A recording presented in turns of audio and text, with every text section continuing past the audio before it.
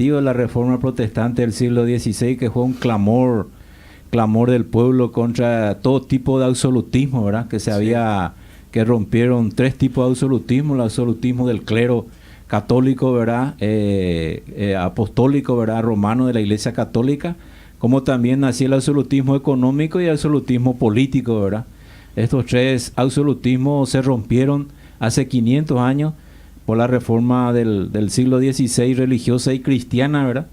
Y entiendo yo de que es muy valeroso. ¿Por qué? Porque somos producto de ese evento histórico que hasta los días de hoy tenemos, ¿verdad? Y tenemos mucha influencia también, Joel. Sí, sí. Y estamos recordando, ¿verdad? Mañana es el aniversario. Sí, mañana va a ser 500 años que Martín Lutero había clavado su 95 tesis o punto para una discusión teológica filosófica en la iglesia de Wittenberg.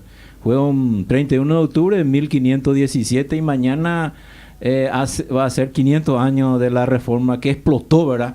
La eclosión de la reforma protestante del siglo XVI. Exacto. Bueno, ¿ustedes cómo recuerdan esto en Villarrica? Y lo recordamos principalmente la parte espiritual, principalmente, ¿verdad? La parte espiritual, que en ese tiempo la palabra de Dios durante la Edad Media, la edad del oscurantismo, ¿verdad? Que la palabra de Dios el pueblo no leía, hasta que los reformadores, principalmente Lutero, tradujo la Biblia en la lengua vernácula del pueblo, que sirvió para que eso sea el inicio de un gran emprendimiento, una gran reforma institucional, no solamente espiritual, sino político. El pueblo empezó a leer la palabra de Dios. Exacto. Y bueno, ¿qué más podemos decir un poco de las actividades de la Iglesia Bautista aquí? Y mañana queremos hacer un Te Deum evangélico acá en el salón de eventos de la Copedut a las 19 horas, y hacemos la extensiva la invitación a todas las personas que quieran participar con nosotros. Un Te Deum, un culto de acción de gracia evangélico con todas las iglesias evangélicas y protestantes de todo el departamento del Guairá, están todos invitados, y vamos a reunirnos para recordarnos del pilar de la reforma, que fue la palabra de Dios, la Biblia, ¿verdad? Sí, sí. Bueno, ¿por qué siempre que tuve esa curiosidad, por qué tantas divisiones entre los protestantes, ¿verdad? Distintas iglesias, ¿verdad? A partir de aquella reforma. Y se trajo la libertad, pues el absolutismo agarraba a todo, hermano. Sí. El absolutismo religioso, la iglesia la única, ¿verdad?, verdadera, y no permitía ningún tipo de ideología dentro del cristianismo. Uno de los legados mayores de la reforma protestante fue eso, la libertad en que yo pueda organizarme libremente, ¿verdad?, como institución eclesiástica, ¿verdad? Y fue eso justamente el legado mayor, la libertad, que se pagó con mucha sangre, ¿verdad? Sí. Y eso de la democratización de las iglesias es muy importante, Joel, porque vos si solamente pensás en un solo, ¿verdad? El absolutismo que es verticalista, excesivo, que existía hace 500 años, hacía perder a la gente. Las personas eran pobres. Acordate que Europa en ese tiempo era más pobre que nosotros, y trajo un gran avivamiento en la parte económica. Se rompió el absolutismo feudal, mercantilista que había en ese tiempo, y se dio para el libre mercado. También la liberación de la educación. A partir de ahí la ciencia empezó a florecer de una manera sin precedente alguno, y le debemos a ello, a los reformadores del siglo XVI. No solamente fue espiritual.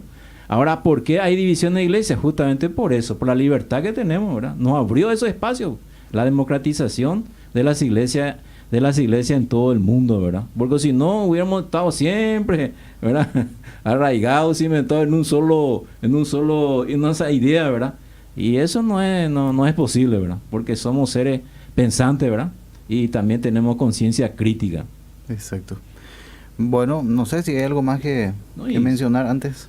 Y que a partir de la reforma protestante se organizaron los tres grandes poderes del Estado, ¿verdad? Poder judicial, todo eso, y la educación fue a partir de la reforma protestante del siglo XVI. Posteriormente, como efecto dominó, vino a la toma de la Bastilla en el siglo XVII, la formación del pueblo norteamericano. Todo fue ya en base a esa protesta que hubo de tres grandes clamores en Europa, ¿verdad? El clamor político, el clamor espiritual y el clamor económico, ¿verdad? Que dio amplias libertades y prácticamente se acabó con la pobreza en Europa, ¿no? Sí. Y dando oportunidades a las personas. Y me parece muy trascendente recordar, ¿verdad? La reforma por los 500 años que estas personas dieron su vida, derramaron su sangre, ¿verdad?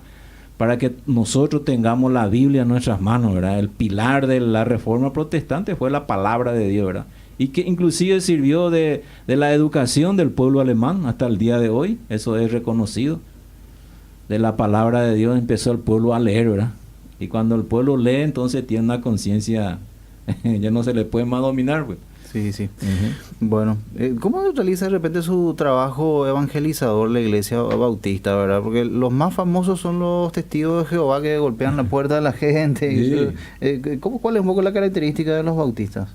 Y nosotros predicamos la palabra de Dios por la radio, por todos los medios posibles, ¿verdad? Y a través de los miembros de nuestra iglesia, ¿verdad? Predicamos la palabra de Dios a través de la institución educativa, a través de las universidades. Tenemos una universidad evangélica del Paraguay que se dio la libertad en 1994, cuando Guasmusi fue presidente, ¿verdad?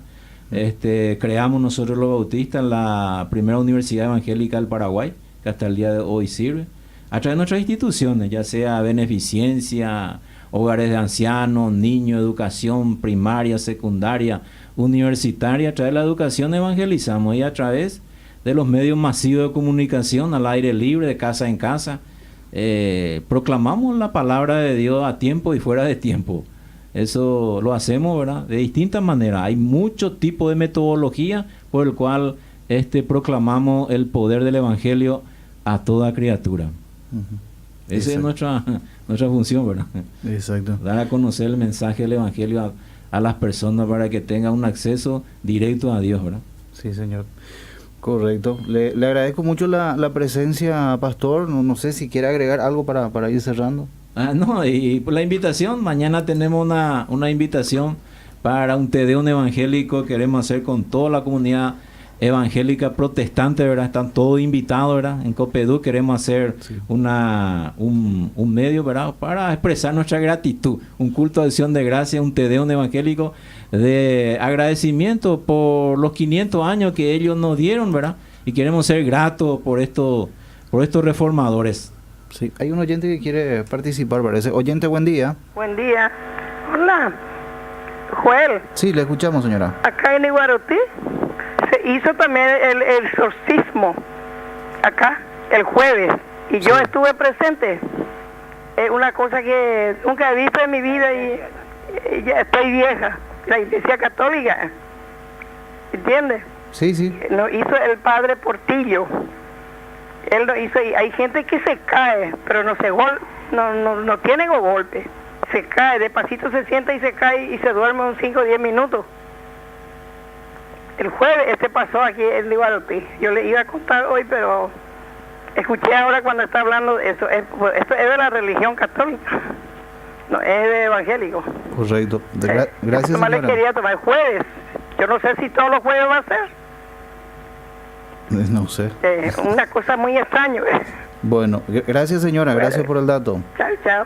Gracias. Bueno, ¿alguna opinión sobre esto? Y bueno, y los demonios existen. Sí. Tenemos muchos demonios los de nosotros. Bueno. El exorcismo a veces es bueno también, terapéutico, ¿verdad? Para la vida, ¿verdad? Estamos llenos de demonios. Bueno, en las iglesias evangélicas, ¿cómo toman este tema del exorcismo, de los demonios? Y se toma muy en serio, muy en serio se toma, ¿verdad? Y es algo real, ¿verdad? Y hacemos la liberación de las personas, ¿verdad? A través de las oraciones, de las personas que tienen esos dones, ¿verdad? No todos tienen ese don, ¿verdad? De expulsar demonios, pero aquellas personas que tienen esos dones, esos ministerios, entonces ellos son los que ministran a esa gente y lo liberan, ¿verdad? Lleva mucho tiempo nomás. Sí. ¿Cómo se designa de repente a una persona, o cómo se identifica a una persona que tiene esos dones? Y principalmente son personas que se dedican ya a eso, ¿verdad? Y durante los cultos, por ejemplo, hay manifestaciones de esas personas, ¿verdad? extrañamente, ¿verdad? Y ellos ya lo identifican, ¿verdad? Y empiezan a orar o llevarle en una sala aparte, ¿verdad? Y ahí hacen las oraciones, ¿verdad? De liberación de esos espíritus esclavizadores de esa persona, ¿verdad? Ujú. Pero se dan casos, hubo acá en Paraguay algún caso que ustedes conozcan, ¿no? Sí, hay muchos casos acá, muchos. Yo participé en una oportunidad en el interior, me llevaron, justamente yo predico por la radio Uturuzú, todos los días tengo mi reflexión allí, y me llamaron un oyente de uno del interior, ¿verdad? Y que su hijo estaba muy endemoniado, ¿verdad? Le tenían una jaula a él. Y nos fuimos a hacer la liberación a ese joven, y ese joven se liberó. Le tenía una jaula a joven, de hierro, de hierro era todo alrededor, y él no podía atajarle al hombre.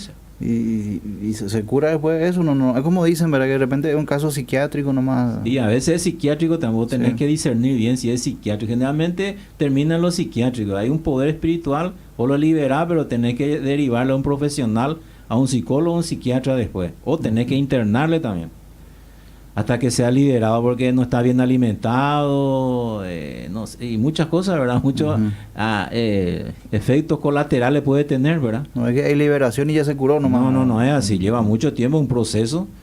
Yo siempre libero a un psiquiatra, libero a un psicólogo, a una persona profesional, ¿verdad? Después, porque después ya yo no puedo más, pues no tengo esa condición, pues.